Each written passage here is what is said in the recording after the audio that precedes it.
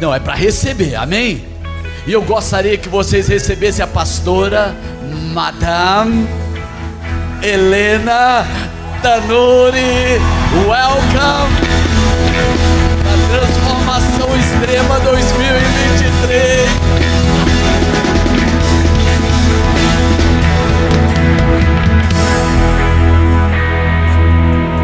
Eu já vou explicar essa história, gente. Pode se assentar.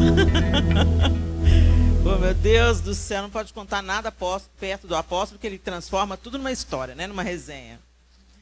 Gente, eu quero dizer que é muito bom estar aqui com vocês. E qual que é essa edição, Lígia? Qual que é a edição? 17ª. Uau! Eu estou desde a primeira. Não sei se é a primeira ou a segunda, mas eu sei que eu já vi um tanto de transformação extrema. E, com certeza, essa conferência ela também tem uma importância muito grande na minha jornada. Como Deus me ensinou, como Deus me tratou, como Deus também me ministrou através das coisas que nós vivemos aqui ao longo dos anos, das coisas que o Senhor me falou à medida que eu buscava uma palavra para liberar aqui. E também liberou através de outras pessoas que eu pude ter oportunidade. Eu me lembro que agora a gente vai para Israel juntas, eu e Edmeia Williams. E eu conheci a Edmeia Williams aqui na Transformação Extrema. A Mônica Figueira, onde eu vou também em tantas conferências lá. Eu também conheci a Mônica aqui na conferência. Então, assim, é um lugar também de conexões. E de Deus também nos ensinar, trabalhar no nosso coração. E eu sou tão grata a Deus por essa casa, por essa família. E, Lígia, você é uma inspiração para mim. Você é uma mulher valente, corajosa, inspiradora, autêntica. Que você siga sendo essa mulher inspiradora que você é. Essa conferência começou sendo uma conferência de mulheres, mas aí transbordou, né? Os homens sedentos também quiseram participar e não teve como segurar quando Deus estava fazendo só na vida das mulheres. Não, abra as portas para os homens. E os homens também começaram a receber poderosamente. Eu sou grata, depois de algum tempo aí ausente, estar de volta aqui. Foi 2 anos que eu deixei de vir, por alguma circunstância.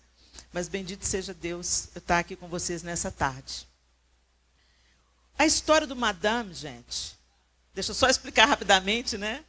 É porque eu tenho eu e a Isa temos uma amiga em comum, que hoje vive em Portugal, que é a Lívia e o marido, Josimar. Eu recebi um convite para ministrar lá há alguns anos atrás.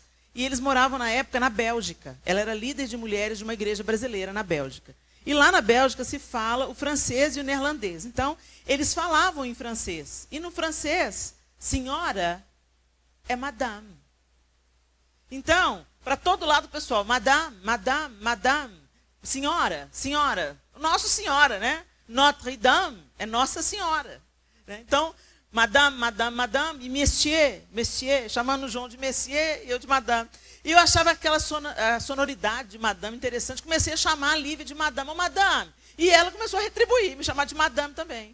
Só que aí chegou nos ouvidos da Isa. E a Isa, por que você chama ela de madame?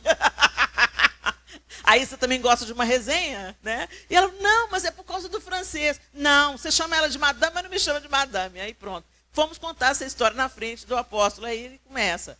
Madame, vou te apresentar como Madame Helena. Não faz isso, no Brasil pega mal demais. Mas no fim é dona. Ô, dona Helena, é dona Helena, senhora Helena. Tá bom, gente? Tudo ok. Muito bem, gente. Frutificar, multiplicar. Não tem como a gente falar sobre frutificação e multiplicação sem falar de semente, sem falar de terra, sem falar do nosso próprio coração. É a partir de onde Deus trabalha. Eu queria que você abrisse a sua Bíblia comigo, sem mais delongas, em Mateus capítulo 13. É a bendita palavra do Senhor. Mateus capítulo 13.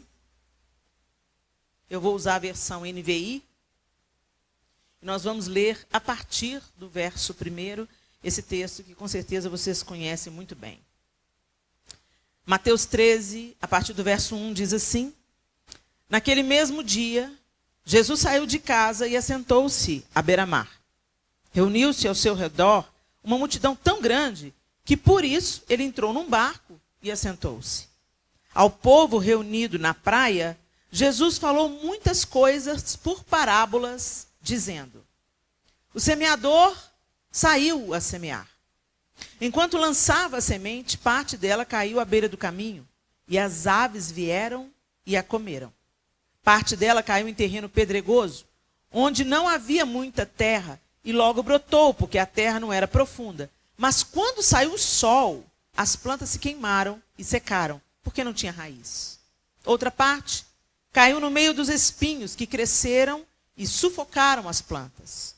Outra ainda caiu em boa terra, deu boa colheita, a 100, 60 e 30 por 1. Aquele que tem ouvidos para ouvir, ouça. Os discípulos aproximaram-se dele e perguntaram: por que falas ao povo por parábolas?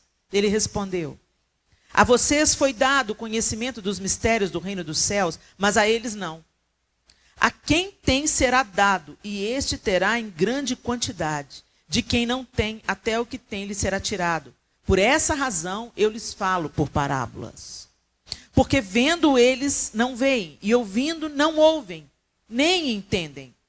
Neles se cumpre a profecia de Isaías. Ainda que estejam sempre ouvindo, vocês nunca entenderão. Ainda que estejam sempre vendo, jamais perceberão. Pois o coração deste povo se tornou insensível, de má vontade ouviram com seus ouvidos e fecharam os seus olhos. Se assim não fosse, poderiam ver com os olhos, ouvir com os ouvidos, entender com o coração e converter-se, e eu os curaria. Mas felizes são os olhos de vocês, porque veem, e os ouvidos de vocês, porque ouvem. Pois eu digo a verdade. Muitos profetas e justos desejaram ver o que vocês estão vendo, mas não viram. E ouvir o que vocês estão ouvindo, mas não ouviram. Portanto, ouçam o que significa a parábola do semeador. Quando alguém ouve a mensagem do reino e não a entende, o maligno vem e arranca o que foi semeado em seu coração. Esse é o caso da semente que caiu à beira do caminho. Quanto à semente que caiu em terreno pedregoso, esse é o caso daquele que ouve a palavra e logo a recebe com alegria. Todavia, visto que não tem raiz em si mesmo, permanece pouco tempo. Quando surge alguma tribulação ou perseguição por causa da palavra, logo a abandona. Quanto à semente que caiu no meio dos espinhos, esse é o caso daquele que ouve a palavra. Mas a preocupação desta vida e o engano das riquezas a sufocam, tornando-a infrutífera. E quanto à semente que caiu em boa terra, esse é o caso daquele que ouve a palavra e a entende e dá uma colheita de 100, 60 e 30 por 1. Vamos até aí. Senhor, essa é a tua palavra e nós te pedimos que pelo poder do teu Espírito, o Senhor fale conosco nesse final de tarde, nesse início de noite. Ministre ao nosso coração aquilo que está no teu coração. Muda a nossa maneira de pensar, de entender. E que essa nova maneira de pensar e entender a tua palavra nos leve a uma nova maneira de viver. Nos leve a frutificar. Em nome de Jesus. Amém. Quando a gente vê o que esse texto está dizendo, Jesus fala: quem tem ouvidos para ouvir, ouça. Em outras palavras, ele está dizendo: presta atenção. Quem tem ouvidos, ouça o que eu estou dizendo. Presta atenção no que eu estou dizendo. Mas somente os discípulos buscaram a interpretação da parábola. Tinha uma multidão ouvindo. O texto disse para a gente que tinha uma multidão tanta que Jesus teve que entrar num barco e se assentar para continuar ensinando, porque ali na praia onde ele estava sentado não daria. Então ele se afasta no barco e do barco ele ensina a multidão que está na praia. Então tinha muita gente ali, certo ou errado? Só que só os discípulos pediram o significado daquilo que ele tinha ensinado. Hoje nós temos algumas pessoas aqui, muitas delas se atropelaram aí, vieram depressa, saindo direto do trabalho, para chegar a tempo, para ouvir a palavra. E vocês querem ouvir alguma coisa da parte de Deus. Mas muitas vezes o Senhor nos provoca, como Jesus costumava dizer. Ele nos provoca para ver até onde vai a nossa sede. Ele começa a te falar alguma coisa e ele te atrai. E ele quer falar muito mais. Ele quer que você esteja nele e ele em você. Mas tem muita gente que se contenta de ficar de longe ouvindo e esperando a oportunidade do milagre. Muitas daquelas pessoas que estavam ali, elas não estavam ali querendo conhecer a palavra que Jesus estava anunciando.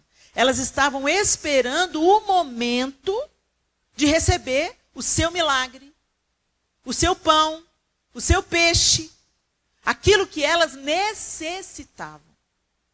E Jesus estava provando o coração das multidões. Por isso, existe a profecia que foi citada aqui pelo próprio Senhor. Vendo, eles não enxergam. Ouvindo, não entendem. Porque eles não estão com o coração na mensagem ou no mensageiro. Eles querem as mãos, eles querem o fruto. Eles querem as benevolências. Não muito diferente do que está acontecendo conosco hoje. A gente pode até ser atraído pelas bênçãos, gente. Às vezes nós estamos vivendo um momento caótico, as nossas necessidades fundamentais não estão sendo supridas. Você está quebrado emocionalmente, quebrado financeiramente, quebrado nos seus relacionamentos. E aí você é atraído pela voz do Senhor e você vem. Mas a gente não pode permanecer nesse lugar, onde a gente deseja apenas as benesses do Senhor. Porque as bênçãos, gente, elas são temporárias. Mas a vida em Cristo é eterna. Mas fácil. Hoje nós temos uma igreja que muitas vezes se relaciona com seu noivo interessadamente. Eu não casei com o João pelo dinheiro dele. Professor de matemática, gente, não tinha dinheiro.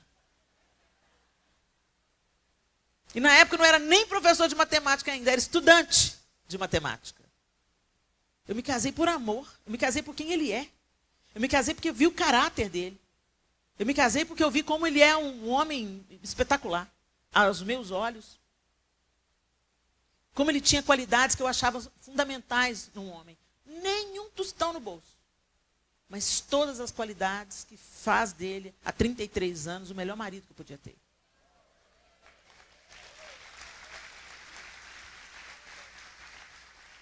E a igreja precisa se apaixonar pelo noivo.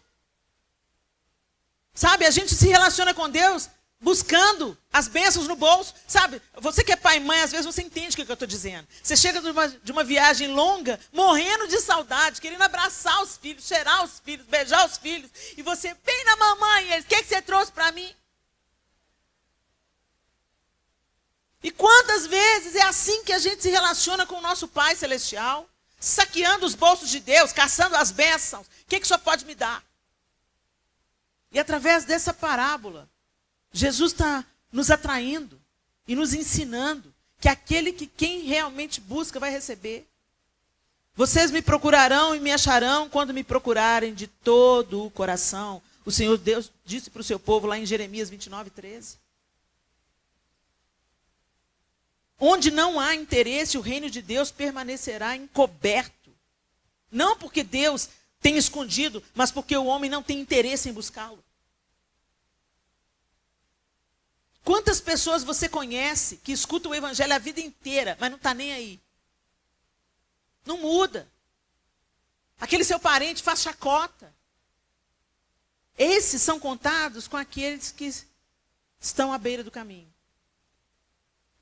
Quanta gente ouve a palavra nas praças, ouve a palavra nos programas de TV, nos programas de rádio. E escuta, e quando começa a escutar a palavra, aí não está entendendo muito bem, não quer entender também não, é coisa dos crentes. Aí passa para outra rádio, aí muda de canal. Ou então, lá o doidão pregando, vai caçar um trabalho para fazer, o pastor está lá pregando no meio da praça, arrependei, vai caçar um serviço para você. Quanta gente a gente vê assim que desdenha a palavra de Deus. Escuta, não entende nem quer entender. E aí vem o maligno e arrebata das mãos e torna essa pessoa, às vezes, aquela pessoa que debocha, cheia de chocarrice, cheia de justiça própria. Crente é feio, crente é burro, crente é brega. A gente vê recentemente aí uma filósofa no Brasil, falando que as igrejas tinham que ser fechadas, porque as pessoas que são cristãs são intelectualmente deficitárias. É isso que a sabedoria do mundo está fazendo? Sério? O que eu quero dizer? Que estes são os corações, a semente que é lançada à beira do caminho. Escuta, não entende, não quer entender. Mas eles não serão tidos por inocentes. Porque a palavra de Deus está sendo pregada, mas eles não querem, não entendem e não buscam entender. Os discípulos também não entenderam a parábola, mas quando eles não entenderam, eles se aproximam de Jesus e falam: mestre, explica para a gente. Que a gente quer conhecer, a gente quer compreender, a gente quer participar. Há um tempo atrás, eu fui com a minha família num teatro nos Estados Unidos, e eles apresentam só espetáculos bíblicos no nível da Broadway. Fiquei em Lancaster, uma cidade da Pensilvânia, nos Estados Unidos. É uma experiência, não dá para eu explicar para vocês o que é. Só você vivendo para você ver. É surreal. O teatro em Jonas, por exemplo, eu fui assistir Jonas, o teatro se transformou no interior do peixe, do grande peixe. É um negócio assim, outro nível, né? Americano fazendo arte, é uma coisa, né? E é um teatro que fala só de episódios bíblicos, no final eles oram por você, é um negócio surreal. E vem gente do mundo inteiro, vai gente do mundo inteiro para assistir aqueles espetáculos. E nós entramos num carro, chegamos um dia antes em Lancaster para ir no dia seguinte no espetáculo. E quando nós estávamos com a nossa filha caçula, a Sofia. E a Sofia, fluente no inglês, sentou na frente no Uber. Eu e o João sentamos atrás e ela sentou na frente porque a motorista era uma mulher. Então ela sentou na frente com a senhora que estava dirigindo o carro e começou a conversar com a senhora. Ah, vocês estão indo para o teatro? Sim, nós estamos indo. Mas de onde vocês são? Nós somos do Brasil. Vocês vieram do Brasil para esse espetáculo? Sim, nós viemos do Brasil para ver. A gente não foi só para isso. Eu fui ministrar, a Sofia foi comigo. Fomos passar um tempo na casa do meu irmão. Mas em Lancaster nós fomos especificamente para assistir o espetáculo. Sim, nós viemos para assistir o espetáculo. Uau, esse espetáculo deve ser realmente grandioso. Eu já trouxe milhares de pessoas aqui. E sempre as pessoas saem muito emocionadas. E a Sofia falou, e era a primeira vez da Sofia. Ela nunca tinha assistido. E ela falou assim, e você? Quantas vezes você já veio? Não, eu moro aqui há 29 anos. Há 29 anos ela mora lá. Ela perdeu a conta de quantas vezes ela levou alguém naquele teatro. Mas nunca entrou para assistir nenhum espetáculo. Por quê? Porque não se interessa pelas coisas de Deus. A palavra está ali, sendo anunciada através da arte, da música, da dança, da coreografia, do cenário, da tecnologia. Coisas surreais acontecem naquele teatro, é algo grandioso, de alto nível. Mas ela não se interessou. Por quê? Porque fala da Bíblia. Essa pessoa é indesculpável. A palavra estava ali, mas ela preferiu dar as costas. Vocês estão entendendo o que eu estou dizendo?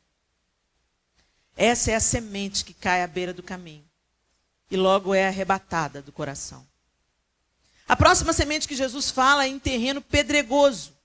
Aqueles que ouvem, recebem com alegria, mas não têm raiz. Não tem raiz. Gente, o que dá robustez para uma planta é a raiz. Nós somos comparados, o justo é comparado ao cedro do Líbano. O salmista compara o justo, o filho de Deus, ao cedro do Líbano. O cedro do Líbano, gente, é uma árvore majestosa. Ela chega a 40 metros de altura, 14 metros de diâmetro. E ela, tão interessante, é uma árvore de terreno pedregoso. Mas o cedro do Líbano tem uma diferença que não a identifica com o que Jesus descreveu aqui. Quanto mais rocha tem o terreno, mais a raiz procura fortalecimento e água. Então, o cedro do Líbano, enquanto ele cresce para fora da terra, 2 centímetros, 5 centímetros, eu sempre erro esse número, o João está me dando a cola ali. Enquanto ele sai da terra 5 centímetros. 5 centímetros é isso aqui, gente. Quando ele brota na terra e sai da terra 5 centímetros, ele cresceu 1,5 metro para dentro. 1,5 metro. E é por isso que ele alcança 40 metros de altura. E é por isso que tudo no cedro do Líbano se aproveita. A resina se aproveita, a madeira se aproveita, a folha se aproveita. Tudo. É dessa madeira que o primeiro templo foi construído. De cedro do Líbano. É uma madeira nobre. É uma madeira que dá numa região específica. Mas qual é a diferença do cedro do Líbano, desse texto que está aqui sugerido por Jesus? É que esse tem raiz. Não se importa com a aparência. Primeiro vai buscar fundamento. Fundamento. Mas ao contrário disso, é o que Jesus está descrevendo aqui. Aqueles que logo brotam. Logo brotou. Porque não tem raiz. A terra era rasa, o terreno pedregoso, ficou por ali mesmo, pela superfície. Ficou naquela terrinha rasa. Não foi procurando brechas entre as rochas para se fortalecer e para se amarrar nessas rochas. Não. Foi efêmero. Veio, caiu a semente, recebeu com alegria, vem para a igreja, começa a trabalhar, começa a servir. Ah, Deus é maravilhoso, meu casamento melhorou, meus filhos, está todo mundo na igreja. Agora eu estou cantando na igreja, olha que maravilha. Mas daqui a pouco vem um problema. Daqui a pouco vem uma situação difícil. Vem um diagnóstico difícil. Um filho sai da igreja. O casamento fica abalado. Perde o emprego. As circunstâncias começam a ser contrárias. E aí o que faz? Deixa para lá. Se Deus não me ama nada, não. Gente, que Bíblia que fala que crente não ia ter problema? Que Bíblia que fala que o nascido de novo não ia ter aflição? Para que Jesus então falaria? Quem quiser vir após mim, negue-se a si mesmo. Para que Jesus ia precisar de falar isso? Se ele tinha um caminho de glitter para a gente percorrer. Caminho da purpurina. Caminho da felicidade.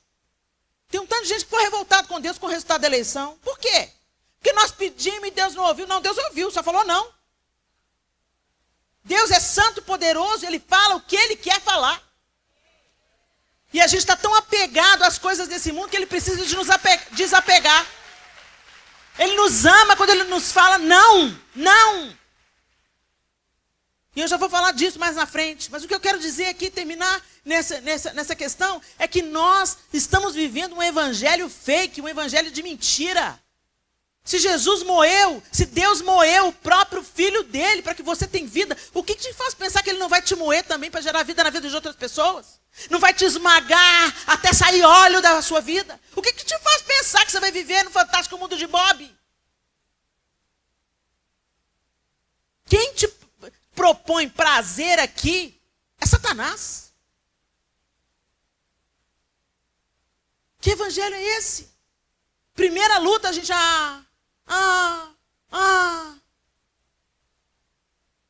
Quando nós entendemos quem Jesus Cristo é, a obra da cruz, a gente sabe que nem a nossa dor vai ficar desperdiçada, nem a nossa dificuldade vai ficar infrutífera. A gente sai do outro lado moído, quebrado, mas mais crente, mais amoroso, mais quebrantado, mais cheio de Deus. Todos os discípulos morreram assassinados, exceto João que foi exilado, depois voltou para o litoral para morrer. Foi torturado, todos eles foram torturados, mortos. Aí você pensa que Deus vai te poupar nesse nosso evangelhozinho ocidental, cheio de ego? Enquanto tem homens e mulheres transbordando o amor de Deus para os seus torturadores no Oriente Médio. O Senhor precisa de nivelar essa igreja antes de vir buscar a gente. Porque as pernas às vezes estão mirradas em cima de um tronco robusto. É um corpo disforme. E o Senhor tem que nos amadurecer, nos tirar desse fantástico mundo de Bob, esse evangelho falso, que promete só sucesso, dinheiro, bênção, felicidade. Gente, nós vamos ter isso tudo, plenamente em Cristo. Aqui, nós já vivemos na antecipação do que aguardamos. Então aqui nós já entendemos que temos que viver em justiça. Aqui nós já podemos desfrutar a paz. Aqui nós já podemos desfrutar a alegria que não depende das circunstâncias. A alegria do Senhor, que é a nossa força. Aqui nós já podemos viver com uma antecipação, porque o reino de Deus já está sobre nós. O governo de Cristo já está sobre nós. Então nós podemos viver uma vida abundante, aqui, agora. Mas nessa vida abundante, também seremos moídos, também seremos perseguidos, também seremos incompreendidos, também seremos mal falados. Também. Por quê? Porque Deus não vai... A igreja do primeiro século, vamos moer ela para as outras viver a vida louca. Às vezes você está passando um problema e está pensando que você se vitimizando. É isso que Satanás quer, que você fique se vitimizando. Oh, vida, oh, céus, Deus esqueceu de mim. Deus não esqueceu de você não, querido. Ele moeu o seu próprio filho para você ter vida. Então, que em nome de Jesus você não seja essa terra. Essa semente foi derramada em você. Que você não seja o solo pedregoso. A próxima caiu no meio dos espinhos. E Jesus diz que os espinhos são os cuidados e distrações desse mundo. As riquezas, as facilidades. Olha aqui, gente, está na Bíblia. Está na Bíblia. Por que a gente está vivendo alienado? Porque a gente não lê a Bíblia. A gente não lê a Bíblia, não escuta a Bíblia. Hoje tem tanto recurso. Você não quer ler? Põe no coisa do carro. Vai enchendo a sua cabeça da palavra de Deus. Que na hora que precisar, esses nutrientes aí vão produzir vida em você. Vão reagir aos anticorpos do pecado que tenta te alcançar. Come a Bíblia. Escuta a Bíblia. Estuda a Bíblia. Não, eu quero que o apóstolo Fábio estuda para mim, me fala tudo mastigadinho. Você pede para alguém mastigar a sua comida, a sua comida e pôr na sua boca? Então por que a gente faz isso com a palavra? Por que a gente quer terceirizar? Por que a gente quer arrumar outros sumos sacerdotes? Só tem um mediador, gente. Não sou eu, não é o apóstolo Fábio, não é a Lígia, não é a pastora Tânia Tereza, não é a Isa. É o sumo sacerdote, é Jesus Cristo. E o caminho até Deus é só Ele. E aquele que está em Cristo é nova criatura. Se não, é só um frequentador de igreja. Que acaba se tornando idólatra de homens. E construindo altares para homens. Que Deus tenha misericórdia de nós, gente. Jesus está nos alertando. Jesus está nos alertando. Alertando aquele povo que estava lá na praia. Alertando os seus discípulos. E no século 21 ele está nos alertando com essa mesma palavra. No meio dos espinhos, os cuidados, as distrações sufocam e a semente fica infrutífera. Tem gente que vem para isso, para só receber o sim de Deus. O Deus da minha prosperidade. E a minha prosperidade é para mim. Não é para mais ninguém. Ô, gente, tudo que Deus coloca na minha mão, me confia, pelo trabalho, pela generosidade, pela bondade e misericórdia dele, é para ser compartilhado. Se o meu carro só serve para abençoar a minha família, tem alguma coisa errada. Se a minha casa só serve para ostentar para os outros, mostrar como é que eu venci na vida, tem alguma coisa errada. Se eu tenho 100 pares de sapato, enquanto a minha irmã está com o esposo desempregado, e ela também está desempregada, com filhos pequenos, há 2 anos, e você tem 100 pares de sapato enquanto ela está de chinela havaiana na igreja, tem alguma coisa errada. Lá na igreja primitiva, eles tinham tudo em comum, ou seja, peraí, está faltando para o fulano? Ele é meu irmão. Então, peraí, deixa eu compartilhar com ele. Deus tem me dado tanto. Tem tantos Ananias e Safiras no nosso dia. A gente quer vir dar o dízimo, dar a oferta, mostrar como é que a gente é generoso, mas a gente sempre retém alguma coisa para nós. Deus nos chamou para sermos generosos, para compartilharmos o que recebemos. Mas quantas vezes nós temos a mentalidade de Ananias e Safira? A gente parece generoso, mas Deus sonda os corações. Nós não somos generosos, coisíssima nenhuma. A gente sempre retém uma parte do que temos, retemos uma parte, queremos glória para o nosso próprio nome. Sabe a motivação do coração de Ananias e Safira? Eles queriam notoriedade, porque eles tinham visto Barnabé fazer a mesma coisa. Opa! Eles devem ter ouvido os comentários, né? Você viu o que Barnabé fez? Filho da consolação, né? Consolador, encorajador. Era seu nome Barnabé, natural de Chipre. Quem sabe foi lá que nasceu a canção. Né? As pessoas imaginam, nossa, que generosidade de Barnabé, né? Compartilhou o preço do campo. E agora aí, ó, fulano resolveu o problema deles. Vale lembrar, gente, que era um tempo de fome e escassez extrema. Israel estava debaixo do Império Romano. O povo era explorado, pagava altíssimos impostos. Então o que eles fizeram? Todos eles abusados, eles se uniram. E um defendia as costas dos outros. E um ajudava o outro. O que tinha mais ajudava quem tinha menos. E assim Deus ia abençoando todos eles. Talvez Deus vá permitir que alguma coisa assim aconteça conosco. Resta saber se a gente vai se unir, vai prover, ou se a gente vai querer acumular e construir um abrigo antinuclear para proteger a nós e a nossa família e que o resto se lasque lá fora. Você já deve conhecer um crente conspiracionista. Ele quer construir um bunker, juntar dinheiro, juntar comida e não contar para ninguém. O espírito da igreja primitiva era outro. Tudo que temos é para todos nós.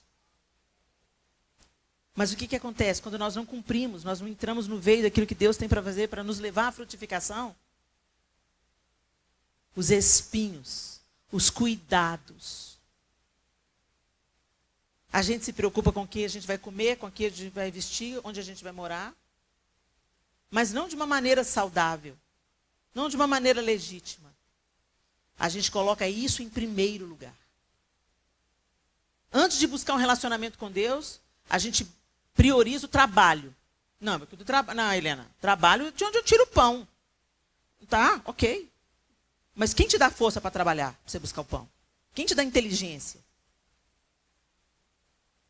E outra, tem gente que faz isso com a igreja. Você trabalha na igreja, você serve na igreja, mas você não tem um relacionamento com Deus. Eu não estou falando de servir na igreja, não, gente. Eu estou falando de relacionamento com Deus. De estar em Cristo, de se relacionar com Deus. De se interessar com o que Ele quer que você faça. Onde e como Ele quer que você frutifique. Identificando as sementes que Ele te confiou, aquilo que Ele colocou nas suas mãos. Para que você possa, primeiro, viver isso. Porque quando a gente fala de fruto, a gente fala do fruto do Espírito. Primeiro, então, eu vou viver em amor, em alegria, em paz, em benignidade, em mansidão, em domínio próprio. E é impossível você estar frutificando o fruto do Espírito e isso não transbordar na vida de pessoas. É impossível. Amor é sobre o outro. Alegria tem a ver com os nossos relacionamentos. Paz tem a ver com os nossos relacionamentos. Todo o fruto do Espírito está conectado à nossa vivência com outro ser humano. E hoje a gente vê uma geração depressiva, mimada, adoentada mentalmente, adoentada emocionalmente, adoentada espiritualmente, mas ainda prioriza as coisas dessa terra. Caixão não tem gaveta. Nada que você tenha, você vai levar com você. Nada. Nem a roupa que você vai vestir, você vai escolher. A não ser que você seja muito mais pirado do que eu imaginei. Eu não conheço ninguém que falou assim, ó, quando eu morrer, me enterra com essa roupa. Mas tem gente que faz. Eu nunca vi, mas eu já ouvi falar que tem gente que faz. Excesso de cuidado com as coisas dessa vida. É as coisas dessa vida que ocupam o seu afeto, suas atenções, seus maiores interesses. A gente está vivendo no tempo da superficialidade das redes sociais. Você tem que vender uma imagem de que você deu certo na vida. Porque senão você fica para trás. Você tem agenda. Então você quer mostrar para as pessoas que você tem agenda. Não para as pessoas que querem saber onde você vai estar para ir lá. Não. Você tem que mostrar que você está funcionando, que Deus está te usando. Cuidados dessa vida. Espinho. Espinho que sufoca o seu verdadeiro relacionamento com Deus. Aquele que vai te manter de pé no dia que todos te abandonarem. Ô, gente, a gente morre. E quem vai sofrer mesmo, quem vai sofrer com a minha morte, quem vai sentir a minha ausência, quem vai ter que achar força para desfazer das minhas coisas, são umas 10 pessoas. Eu tenho 1.700.000 seguidores. Eles vão lamentar uma semana. Que pena. Depois nem se vão lembrar que existiu Helena Tanuri. Essa é a vida. Então o que eu faço não é pela minha notoriedade, não. O que eu faço é para que a palavra de Deus seja anunciada. E que o meu nome morra com o meu corpo. E que o de Cristo permaneça em tudo. Mas ainda assim, a gente tenta impressionar. A gente gosta de impressionar. E a gente usa as nossas roupas, os nossos carros, os bairros onde a gente mora.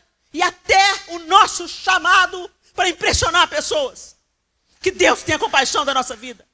Que Deus tenha misericórdia da minha vida, Senhor. Começa por mim, Senhor. Eu sou a primeira. Tem misericórdia da minha vida. Porque eu não quero usar o que eu faço para trazer autoridade ao meu nome, Senhor, mas ao teu. Nós estamos usando o nome de Deus para nos autopromovermos. Que Deus tenha compaixão de nós. Que o nosso trabalho seja a maneira mais simples, mais honesta e mais sincera de correspondermos ao amor sem limites que foi derramado por nós na cruz do Calvário. Que não nos tranquemos no egoísmo, mas que não usemos o nome de Deus para trazer vantagem para nós mesmos. Os cuidados e distrações sufocam a semente. E quando você vê, você é um apóstata dentro da igreja. Sabe o que é o apóstata? É aquele que perde a capacidade de se arrepender. E a gente às vezes entende esse veio apenas pelo lado do pecado. A pessoa ficou tão cauterizada pelo pecado que entra naquele texto em que Deus entrega a pessoa ao seu próprio governo. E ele só vai afundando, afundando, afundando. Deus tira a mão. Fala, tá, você quer? Então tá, vai. E a pessoa perde a capacidade de se arrepender. Ela vai viver o pecado porque ela quer viver o pecado. Ela não está nem aí para Deus. Essa é uma face da apostasia. A outra face da apostasia é quando a pessoa está dentro da igreja, mas ela está distante de Deus. E ela perde a capacidade de se arrepender. Por quê? Porque ela acha que ela está certa. Os fariseus. O rei de toda a terra, segundo as profecias, estava diante dos fariseus que conhecia cada linha da palavra profética.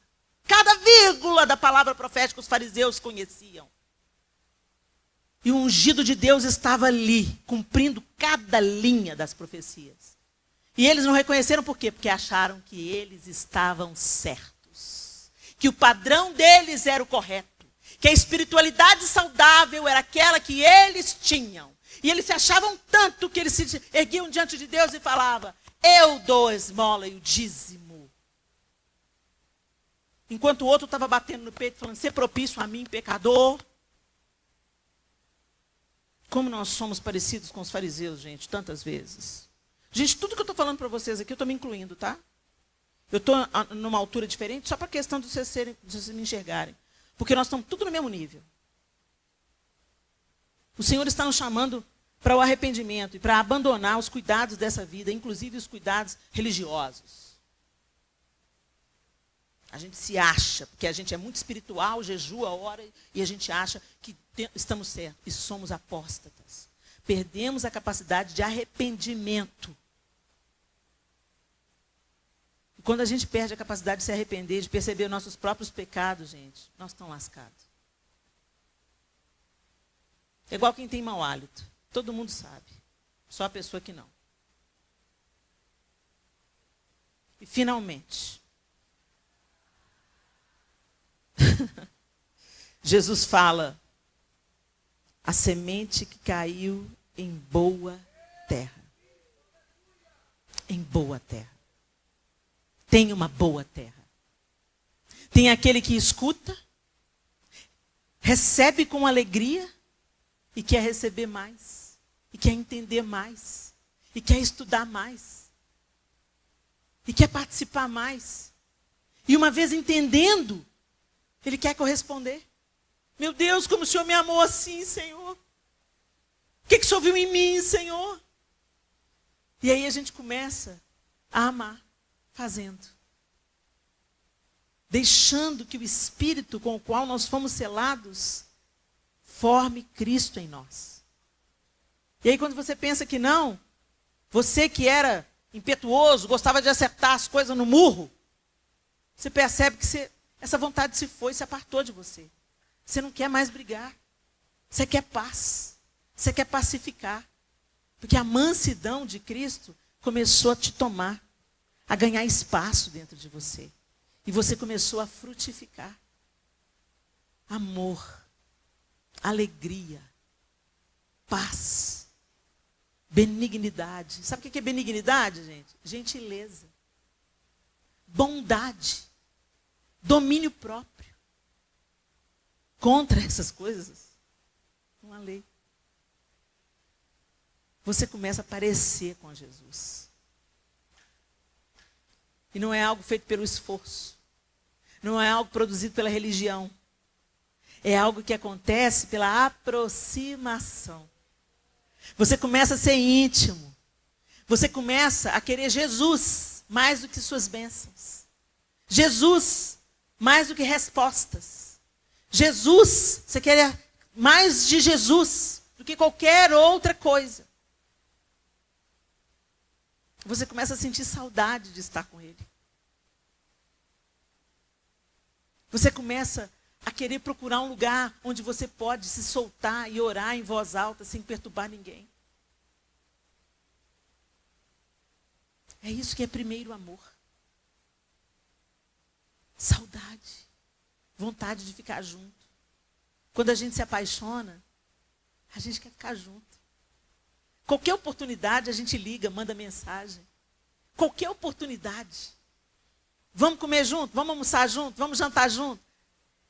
Entre um homem e uma mulher, quando isso acontece, chega até naquele ponto. Como é que você descobriu que você queria casar? O dia que você não suportava mais dizer tchau. Eu não quero mais que você vá para a sua casa e eu fique na minha. Eu não quero mais te dizer tchau. Eu quero que a gente durma na mesma cama. More na mesma casa. É ou não é, gente? Com o Senhor não é diferente. Não deveria ser. Já que Ele é o noivo. E a sua vinda será o casamento. Tem muita gente que fala, ora vem, Senhor Jesus, para te livrar da bagaça. Não é porque está com saudade do noivo. Nem namora o noivo. Vai sentir saudade de estar com ele? Não é saudade do noivo.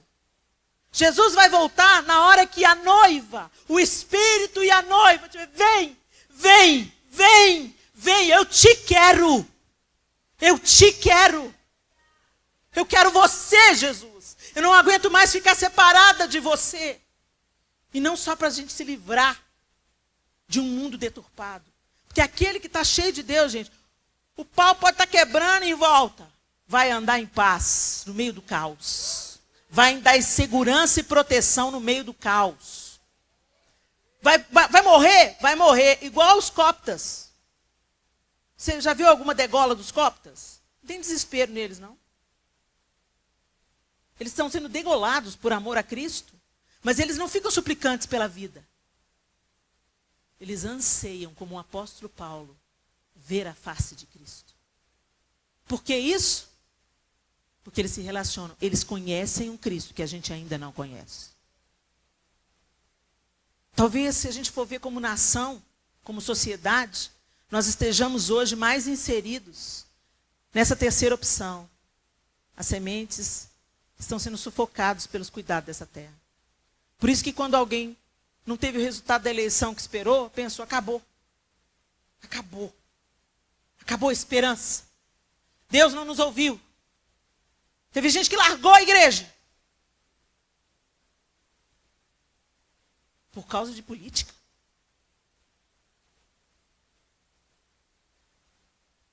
Por causa de política. Por causa de um sistema humano. Ô, gente, ficar triste, ficar decepcionado, ficar preocupado, é até aceitável, nós somos humanos. Mas desistir da fé? Sair da presença de Deus? Porque as coisas não saíram do jeito que você pediu ou desejou?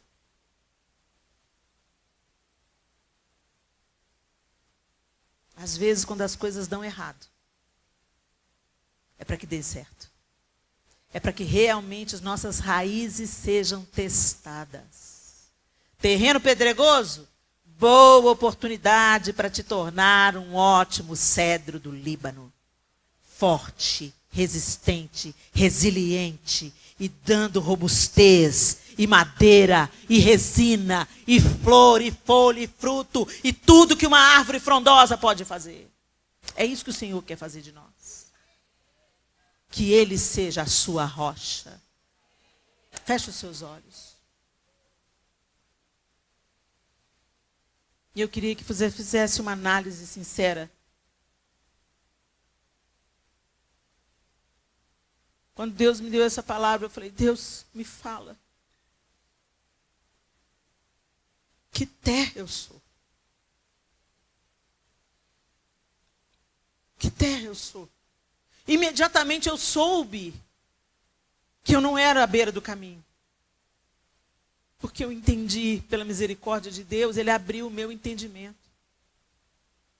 E eu quis mais, eu quis entender mais, eu quis buscar mais. Então, aliviada, eu pensei, eu não sou a semente que está à beira do caminho. O diabo não arrebatou a sua palavra do meu coração, Senhor. Glória a Deus. Mas quando eu analisei a segunda, eu falei, pela sua misericórdia, o Senhor tem me sustentado. Eu já passei por muitas situações ruins. Mas quanto mais situações ruins eu passo, mais eu penso, Senhor, se eu me apartar do Senhor, eu vou me apartar da única possibilidade de cura, de esperança e de livramento. Embora eu reconheça que seja pela misericórdia de Deus, que Ele tem me dado graça no meio das lutas, eu peço a Ele, Senhor, eu não quero ser forte, mas eu quero permanecer fiel. Eu posso chorar, eu posso lamentar, eu posso não entender, mas eu quero permanecer aos seus pés. Não me deixa me apartar não, Senhor. Me mantenha aqui. Mas eu confesso a vocês que quando eu cheguei na terceira terra, eu tremi.